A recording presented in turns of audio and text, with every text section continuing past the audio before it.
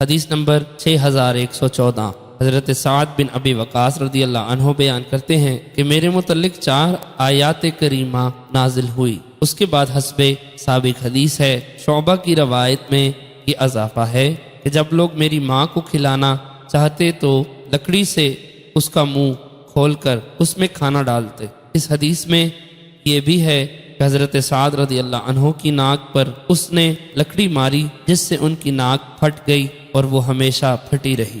حدیث نمبر 6115، حضرت سعد رضی اللہ عنہ بیان کرتے ہیں کہ یہ آیت میرے متعلق نازل ہوئی اور ان مساکین مومنین کو دور نہ کریں جو صبح و شام صرف اپنے رب کو پکارتے ہیں اور اس کی رضا چاہتے ہیں۔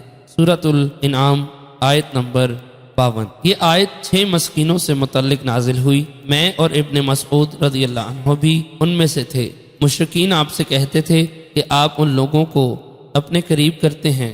حدیث نمبر 6116، حضرت سعد رضی اللہ عنہ فرماتے ہیں کہ ہم 6 افراد نبی اکرم صلی اللہ علیہ وسلم کے ساتھ تھے۔